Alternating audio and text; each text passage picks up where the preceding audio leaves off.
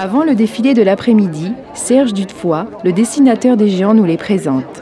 Je suis illustrateur, auteur de bande dessinée, on pourrait dire plus connu dans la région que sur l'échelon national. Donc dans des œuvres que connaissent les gens de Saint-Quentin, où j'habite depuis plus d'un demi-siècle, j'ai réalisé une série qui s'appelait Tintouin à Saint-Quentin. Bon, et donc ce qui m'a valu un petit succès régional.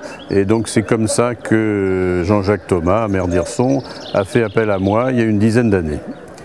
Donc il s'agissait de redonner une couleur nouvelle à Nopio. Nopio, donc j'ai découvert, je ne le connaissais pas, c'est un géant du Nord qui avait eu une première existence dans les années 30 et qui avait été un petit peu oublié par les habitants d'Hirson. Et donc Jean-Jacques Thomas pensait, dans le côté des fêtes populaires qu'il aime bien organiser, que ce géant pouvait avoir une nouvelle vie. Donc j'avais des documents de ce qu'il en restait, c'est-à-dire une tête assez abîmée, dont Abel Roy était le gardien en quelque sorte. Donc ma première approche de Nopio, c'était celle d'un géant qui était pour moi plutôt l'image d'un béné, une sorte de grand garçon pas très intelligent, dont on pouvait se moquer. Enfin, c'est un peu comme ça que j'avais perçu le personnage tel qu'il apparaissait dans une photo d'un carnaval. Donc la première série de dessins que j'avais faite, c'était des panneaux qui montraient Nopio dans des décors qui évoquaient la ville d'Hirson, naturellement la fameuse tour florentine. Puis progressivement, Jean-Jacques Thomas m'a demandé des illustrations qui mettaient en scène Nopio en tant que citoyen de la ville d'Hirson. Et donc ces traits ont progressivement un peu changé. J'ai appris qu'il s'était marié, donc est apparu peu de temps après mes premiers dessins sa compagne Nopiote.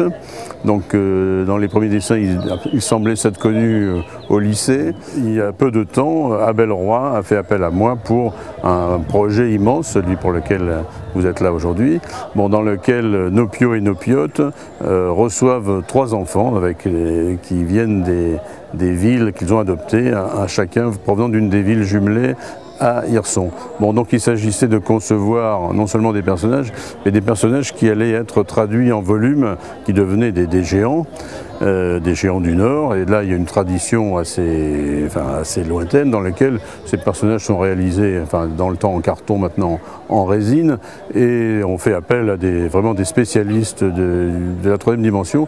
Donc Nopio, lié au passé d'Hirson et à son passé, disons, de la SNCF. Donc après avoir fait plusieurs essais avec une documentation provenant d'Abel Roy, j'ai supposé qu'il était chef de gare.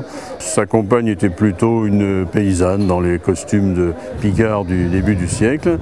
Et ensuite, les 3 enfants, il y avait également une charte provenant de costumes traditionnels, ou bien de costumes liés comme Galibo, que j'avais appelé moi Thio Marcel de Marcinelle, mais il est devenu Galibo entre deux, qui était donc lié au passé minier de Marcinelle.